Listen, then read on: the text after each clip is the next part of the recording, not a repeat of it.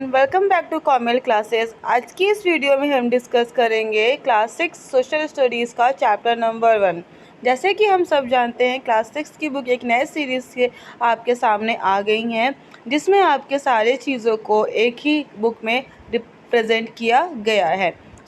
हमने अब तक जो लास्ट क्लास में डिस्कस किया था वो सिम्बल्स था कि कौन कौन से सिम्बल्स हैं जो मैप में हम यूज़ करते हैं। एक पर्टिकुलर अथॉरिटी ने कुछ पर्टिकुलर सिंबल्स को असाइन कर दिया गया है सो दैट हर किसी को मैप को समझने में कोई परेशानी ना हो।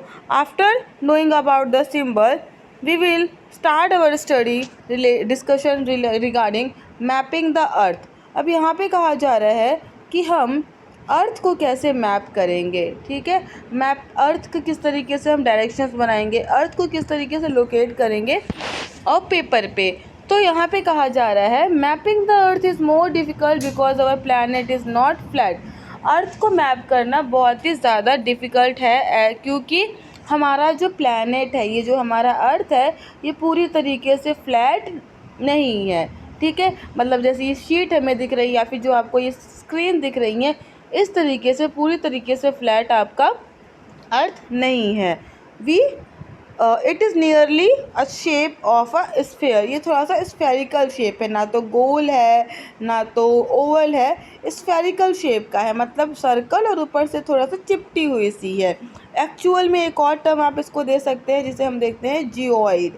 जियोइड टर्म कह सकते हैं कि ये जियोइड जैसा है। We say that nearly because it is not perfect sphere but is slightly flattened at the poles। क्यों कह सकते हैं ये परफेक्ट स्फेयर भी नहीं है, क्योंकि ये ऊपर से क्या है आपकी ऐसे फ्लैट है इस स्ट्रक्चर में। मतलब जब आप पोल्स की बात करते हैं तो the poles of the globe और द अर्थ इज़ फ्लैटन मतलब पहले आपको ऐसे दो पोल्स बना लेने पड़ेंगे, उसके बाद आपकी ये जो अर्थ है बनेगी। तो आपका ये जो ऊपर वाला एरिया है ये ऐसे समतल है, फ्लैट है। दैट इज़ वाई ये पूरी तरीके से स्फेयर भी नहीं है। However in practice, for example के लिए हम ले सकते हैं ऑरेंज का, कि ऑरेंज क्या होता है, उसको आप रखते हैं जब टेबल वगैरह पे, वो ढनकता नहीं है बॉल की तरह। तो इसी तरीके से आपकी अर्थ है। However, in practice we will consider it to be spherical। लेकिन इन प्रैक्टिस हमने क्या कर लिया, इसको एज्यूम, जैसे मैथ्स में हम चीज़ों को एज्यूम करते हैं, ऐसे ही यहाँ पे भी कंसीडर कर लिया है कि ये क्या है आपका स्फेरिकल है। अब representing a sphere accurately on a flat sheet of paper is not possible. अगर इस तरीके का स्फेरिकल डायग्राम को हम एक शीट पे बनाएंगे, एक पेपर पे बनाएंगे, तो ये भी क्या है, डिफ़िकल्ट है। ठीक है, वाई, अगर आप ऑरेंज का एक छिलका लेंगे, दैट यू हैव 3 और 4 large pieces of the skin, आप इसके क्या है 3 से 4 पीसेस लेंगे और उसको अगर आप पेपर पे फ्लैटन टेबल पे रखेंगे तो आप क्या कर सकेंगे, उसको you will see that you can not do it without tearing them at edges. आप देख पाएंगे कि बिना उसको एजेस कॉर्नर से तोड़े बिना उसको फ्लैटन शीट में कन्वर्ट नहीं कर पाएंगे। सो नाउ अब हमें कंसीडर किसे करना है, ग्लोब को, कि ग्लोब क्या है, it is also a spherical. Globe भी किस तरीके से स्फेयर जैसा है। ठीक है, on which a map is drawn, जहाँ पे क्या किया जाता है, जिस पर एक मैप को बनाया जाता है। आप जब ग्लोब देखते हैं तो उस ग्लोब में आपको अलग अलग कंट्रीज़ को ऐसे ऐसे लोकेट किया गया है। Next thing, this may be map of earth. ये जो ग्लोब है आपका क्या है, आपका मैप है, किसका, अर्थ का मैप है।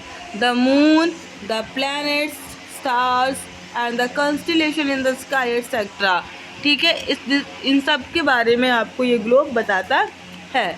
Next, physical objects like one shown in the drawing on the next page sphere that is generally made of metal, plastic और कार्डबोर्ड। ये जो आपका फिजिकल ऑब्जेक्ट है जो कि आपको नेक्स्ट पेज पे शो किया जा रहा है, ये सब कार्डबोर्ड से बने होते हैं। इन सब के बारे में दिखाया जा रहा है। यहाँ पे कुछ ज़्यादा इंपॉर्टेंट इन्फॉर्मेशन आपको प्रोवाइड नहीं की गई है। जो मेन इन्फॉर्मेशन आपको प्रोवाइड की जाएगी, it will be from here we will study globe representing the earth geography. हम ग्लोब के बारे में पढ़ेंगे जो हमारे अर्थ की ज्योग्राफी के बारे में बताएगा। Because the globe and the earth have same spherical shape, क्योंकि ग्लोब का शेप और जो आपका अर्थ का शेप है दोनों का शेप क्या है, सेम है। तो ग्लोब रिप्रेजेंट करेगा बेटर वे में हमारे अर्थ देन अ फ्लैट मैप। जो आप ये मैप पढ़ते हैं इस मैप के कंपैरिजन में आपका ग्लोब आपको ज़्यादा बेटर ज्योग्राफी के बारे में बताएगा आपके एरिया के। नाउ अब सबसे पहले हमें कोऑर्डिनेट्स के बारे में पढ़ना है। जैसे आप मैथ्स में कोऑर्डिनेट्स पढ़ते हैं एज इट इज़ आपके सोशल स्टडीज़ में भी कोऑर्डिनेशन। तो imagine a big market in a city और अ टाउन। एक बड़ा सा एरिया है, एक सिटी है, एक टाउन है, वहाँ पे एक बड़ी सी मार्केट है with neat rows of shop. यहाँ पे क्या है, एकदम क्लियर नीट रो क्या है, शॉप की है। आपको बस सोचना है दिमाग में ये। Then you want to meet a friend at a stationery shop. और आपको क्या है, अपने दोस्त से कहाँ मिलना है, एक स्टेशनरी शॉप पे मिलना है। Then but your friend does not know where the shop is. लेकिन आपका दोस्त को नहीं पता है कि वो स्टेशनरी शॉप कहाँ है, ठीक है। सो you would give directions like meet me at 6 p.m. at 7th shop in the 5th row from the entrance। मान लीजिए ये एक पूरी एक लाइन कतार है, यहाँ पे बहुत सारी शॉप्स है। तो आप क्या बताओगे अपने दोस्त को कि मुझे शाम को 6 बजे मिलना 7वीं शॉप पे 5वीं रो में। तो 1 2 3 4 5 5वीं रो हो गई और इस रो में 7th नंबर पे एक शॉप है, तो मुझे वहाँ मिलना, ठीक है। तो वो ईज़िली आपको मिल सकेगा।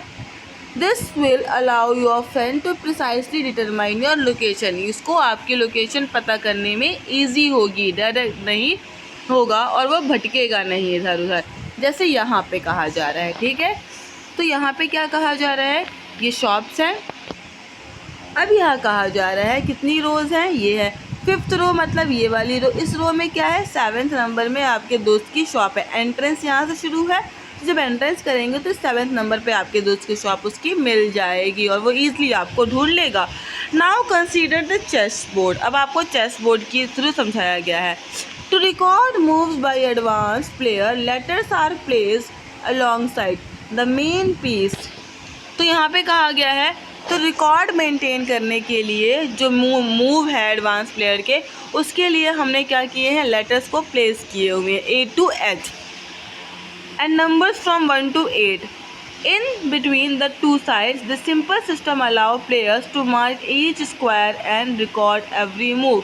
तो इन बिटवीन क्या है, यहाँ से क्या पता चल रहा है हमें, ईच स्क्वायर को मार्क करने में और इसके साथ साथ एवरी मूव को जानने में हमारी मदद कर रहा है। This simple system allow players to mark each square and record every move. इस सिस्टम से क्या पता चल रहा है, वो अपने एवरी मूव को रिकॉर्ड कर सकता है कि वो डी वाली गिट्टी को उठाया है, कौन से में है, 4th रो में है। इस तरीके से पूरा का पूरा डिटेलिंग कर सकता है। Next, here which side has just open the game by moving the queen. और यहाँ पे क्या है, ओपन किससे हुआ है, रानी को आगे बढ़ा के, क्वीन को आगे बढ़ा के क्या किया गया है, आपके साइड्स को ओपन कर दिया गया, ये एरिया को ओपन कर दिया गया है। Now pound 2 squares forward. Queen को क्या किया गया है, 2 स्क्वायर आगे बढ़ाया गया। आप देख रहे हैं ये क्वीन है, इस क्वीन को 1 2 स्क्वायर आगे बढ़ा दिया गया है। अ वेरी कॉमन ओपनिंग, जो कॉमन ओपनिंग है जनरली यहीं से स्टार्टअप होता है। So the pawn is set to have move from D2 to D4। अब क्या कहा जाएगा, जो ये पॉन है, ये जो गिट्टी है, कहाँ से मूव हुई है, D2 से, D2 से कहाँ गई है, D4, मतलब यहाँ गिट्टी थी, यहाँ से यहाँ पे पहुँच गई है। तो ये आपको पता चल रहा है, जैसे आप XY देखते हैं मैथ्स में, उसी तरीके से है। The system used in these two examples may be called coordinates, ठीक है। और इसी को हम क्या कहते हैं, कोऑर्डिनेट्स। जो आपका ये XY D2 D4 बताया गया ना कि D2 से D4 पे गया, तो यही आपका क्या कहलाता है, कोऑर्डिनेट्स कहलाते हैं। Thanks to their two coordinates, the stationary shop as well as the chess square on the chessboard can precisely determine। तो जिसकी वजह से क्या है, इन कोऑर्डिनेट्स की वजह से स्टेशनरी शॉप और चेस बोर्ड पे जो चीज़ें हैं वो क्लियरली डिफाइन हो जाएगी। Next thing, a similar system of coordinate is used in the world map of to determine the location of many places on the map. Let us see how the system works. इसी तरीके से अलग अलग coordinates आपके map में बनाए जाते हैं ताकि आप अलग अलग लोकेशंस को डिटरमाइन करेंगे। So let start important topics. तो कोऑर्डिनेट आपको पॉइंट बताता है कहाँ से शुरुआत करनी है, कहाँ पे एंड है आपका। अब आपका जो मेन टॉपिक आता है वो लैटिट्यूड्स होती है। दो तरीके की लाइंस होती हैं, एक होती है लैटिट्यूड और एक होती है लॉन्गिट्यूड। लैटिट्यूड का मतलब होता है वो लाइन जो इस तरीके से होती है, जो हॉरिजॉन्टल होती है, ठीक है। और एक तरीका आप याद कर सकते हैं, हम लेटे हुए होते हैं, तो लैटिट्यूड मतलब लेटी हुई जो लाइन होती है वो क्या कहलाती है, लैटिट्यूड। जैसे ये लेटी हुई है, ठीक है। लैटिट्यूड्स याद रखिएगा, लैटिट्यूड मतलब ये लेटी हुई है, एक लड़की सी है, सोई हुई है, लेटी हुई है। It is easy to identify the north pole and south pole on it. और इससे क्या हमें हेल्प करेगी, नॉर्थ पोल और साउथ पोल को लोकेट करने में हेल्पफुल होता है। अब ग्लोब को रोटेट करना है आपको, आप अपने ग्लोब ले लीजिए, ग्लोब को रोटेट करना है। While it rotate the fix point at the top bottom are the two poles. आप ये ग्लोब है, इस ग्लोब में जब आप ग्लोब को रोटेट कर रहे हैं तो कुछ फिक्स पॉइंट्स है, और ये फिक्स पॉइंट्स कंटिन्यूसली क्या है, यहीं पे रहते हैं। ये नॉर्थ और ये साउथ एरिया आपका क्या है, चेंज नहीं होता है, ये कंटिन्यू फिक्स रहेगा। Next thing, half way between them is equator, ठीक है। इसके बिटवीन दैम क्या है आपका, इक्वेटर है। आधे में क्या है आपका, इक्वेटर है। एग्जाम्पल के लिए ये आपका ग्लोब है, मान लीजिए ये ग्लोब है। इस ग्लोब में एक ये पॉइंट है, एक ये पॉइंट है, ये आपका पूरा ऐसे रखा हुआ है ग्लोब। ये आपका नॉर्थ है, ये वाला साउथ पोल है, जो कि क्या है आपका फिक्स है। और इसके बाद हम देखते हैं कि आपकी इसी के ऊपर जो ग्लोब को दो इक्वल हाफ में बांटती है वो एक लाइन होती है, जिसको हम क्या कहते हैं, इक्वेटर। ये जो लाइन है आपकी, ये अर्थ को दो भाग में बांट देती है, एक नॉर्थ और एक साउथ। होप आपको इतना समझ में आया होगा। लैटिट्यूड मतलब जो लाइन लेटी हुई है वो लैटिट्यूड कहलाती है। नेक्स्ट क्या कह रहा है, नेक्स्ट ये कह रहा है नॉट द सर्कल मेकिंग, ठीक है, बिटवीन दैम इज इक्वेटर, ठीक है। ये क्या है, दो इक्वल लाइन जो है वो आपकी वो है इक्वेटर है। Imagine you stand on equator and travel towards one of the poles, then your distance from the equator increases, ठीक है। यहाँ पे क्या कहा जा रहा है, इमेजिन करिए कि आप यहाँ पे हैं और इक्वेटर पे हैं, और आप इस इक्वेटर से पोल की तरफ जा रहे हैं। जैसे आप पोल की तरफ मूव करेंगे तो आपको जो डिस्टेंस है इक्वेटर से वो क्या होता जाएगा, बढ़ता जाएगा। Next, at any point of this travel you can draw an imaginary line. और इस ट्रैवल के बीच में आप कोई भी एक इमेजिनरी लाइंस को ड्रॉ कर सकते हैं। नेक्स्ट थिंग,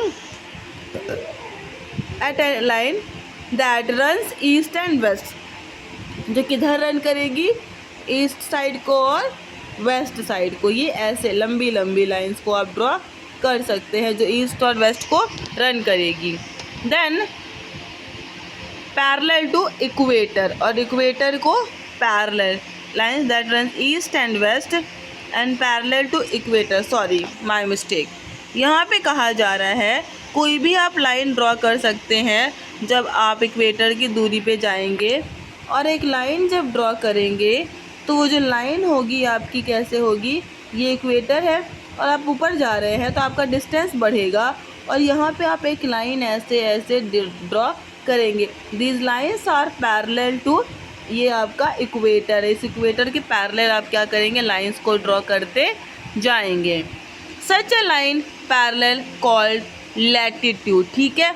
तो लैटिट्यूड्स कौन सी होती हैं, ये जो ग्लोब बना, ये जो लाइन है इसको एक स्पेशल नाम दिया गया इक्वेटर। लेकिन ये जो बाकी लाइंस हमने इक्वेटर के पैरेलल बनाई हैं, these lines are called latitude, लेटी हुई लाइन। इक्वेटर भी हमारा लैटिट्यूड है, लेकिन वो हाफ ऑफ द सर्कल को पूरा करता है, और एक तरीके से हम कह सकते हैं हमारे अर्थ को दो इक्वल भाग में डिवाइड करता है एक इमेजिनरी लाइन की तरह। दैट इज़ वाई इसको हम इक्वेटर कहते हैं। दूसरी चीज़ इक्वी डिस्टेंस पे है। इक्वी डिस्टेंस मतलब इक्वल हाफ में ग्लोब को डिवाइड कर रहा है, इसीलिए उसको हमने एक स्पेशल नाम दिया इक्वेटर, जो कि 0 डिग्री पे होता है। और उसके बाद की जितनी भी लाइंस को हम ड्रॉ करते हैं वो सब हमारी क्या कहलाती हैं, वो सब हमारी लैटिट्यूड्स कहलाती हैं। होप अप टू दिस आपको सारी चीज़ें क्लियर होगी। Now come to the next. The next point is saying that, यहाँ पे कहा जा रहा है it is easy note on the globe that the largest circle is equator. सबसे बड़ी जो सर्कल होगी वो कौन सी इक्वेटर होती है। While the circle marked by the parallel grows smaller move towards southward. जिस तरीके से सर्कल मूव करेगा नॉर्थ और साउथ को, ये जो सर्कल है धीरे धीरे क्या होता जाएगा, छोटा होता जाएगा। अब कहा जा रहा है लैटिट्यूड्स जो है आपकी वो डिग्री में एक्सप्रेस्ड होती हैं, ठीक है। जैसे मैंने बताया इक्वेटर 0 डिग्री, इसी तरीके से 23 डिग्री, 24 डिग्री, इन डिग्रीज़ में लैटिट्यूड्स को क्या किया जाता है, एक्सप्रेस किया जाता है। देन बाई कन्वेंशन, ठीक है, कन्वेक्शन ये पहले से ही है कि इस तरीके से इसको रिप्रेजेंट किया जाएगा। अब इक्वेटर जो है वो 0 डिग्री पे है, while latitudes of 2 poles are 90 degree north and 90 degree south. जो ऊपर 2 पोल्स के बीच में है ये क्या है आपकी 90 डिग्री नॉर्थ में भी है और 90 डिग्री साउथ में भी है। याद रखिएगा इस चीज़ को, ये इम्पॉर्टेंट है। There is a connection between latitude and climate. अब यहाँ बताया जा रहा है कि आपकी जो लैटिट्यूड होती है और आपका जो क्लाइमेट होता है इसके बीच में कनेक्शन होता है। Around the equator the climate is generally hot. इनका कहना है ये जो आपका एरिया है ये इक्वेटर है, इस इक्वेटर के पास जो क्लाइमेट होता है ये बहुत ही ज़्यादा गर्म होता है। क्यों गर्म होता है, क्योंकि as you travel away from the equator towards one of the 2 poles latitude increases the climate become more moderate. ये इक्वेटर है, इस इक्वेटर के उधर जाए या इधर जाए, नॉर्थ साइड जाए या साउथ जाए, आपका जो क्लाइमेट है वो धीरे धीरे क्या होता जाएगा, मॉडरेट होता जाएगा, धीरे धीरे ठंडा होता जाएगा, नॉर्मल होता जाएगा। Then and closer to north and south pole the climate grows colder. जैसे ही आप नॉर्थ पोल और साउथ पोल पे पहुँचेंगे क्लाइमेट आपका कोल्ड होता जाएगा, ठंडा होता जाएगा। You will learn science why this is so and also why experience different seasons in the course. आप इसके बारे में इन डिटेल में पढ़ेंगे। इवन क्लास 9th में आपके इसके बारे में फुल पूरा का पूरा चैप्टर दिया हुआ है। फिलहाल बस आपको इतना पता होना चाहिए कि जब हम ऊपर और नीचे कहीं पे भी जाते हैं तो हमारा टेम्परेचर क्या होता है, इंक्रीज करता है, सॉरी डिक्रीज़ करता है, ठंडा हो जाता है अगर हम इक्वेटर से ऊपर जाते हैं और इक्वेटर से नीचे आते हैं। अब हम एक बार इस डायग्राम के थ्रू हम चीज़ों को समझते हैं। ये पूरा का पूरा आपका ग्लोब का स्ट्रक्चर है। इस ग्लोब में ये जो रेड लाइन आपको दिख रही है, ये जो रेड लाइन है ये आपकी इक्वेटर है और ये भी क्या है आपकी प्राइम मेरिडियन है, ठीक है। नेक्स्ट कहा जा रहा है ये इक्वेटर है, इक्वेटर के बाद ये आपका देखिए नॉर्थ पोल फिक्स है और इधर साउथ पोल फिक्स है। इसके अलावा ये जितनी भी लाइंस आपकी ऐसे ऐसे जा रही हैं ये सब क्या है आपकी लैटिट्यूड्स है, क्योंकि ये लेटी हुई हैं। दूसरी चीज़, जैसे जैसे ये लाइंस ऊपर की ओर बढ़ रही हैं इनका साइज़ क्या होता जा रहा है, छोटा होता जा रहा है। और एक चीज़ याद रखिएगा, एक लैटिट्यूड और दूसरे लैटिट्यूड के बीच की जो दूरी है वो क्या है, सेम है। जितना इसके बीच में डिफरेंस है उतना इनके बीच में भी डिफरेंस है। जो गैपिंग है वो क्या है, सब में सेम है। और ये देखिए ये इक्वेटर जो है वो आपका 0 डिग्री पे है और आपका जो ये पोल है 90 डिग्री पे, इधर भी पोल है 90 डिग्री पे, ठीक है। जितने भी पोल्स हैं वो आपके 90 डिग्री पे आपको देखने को मिलेंगे। होप आपको इतना समझ में आया होगा। सो for today this much is enough. Tomorrow we will discuss longitudinal lines hope आपको ये वीडियो समझ में आई होगी।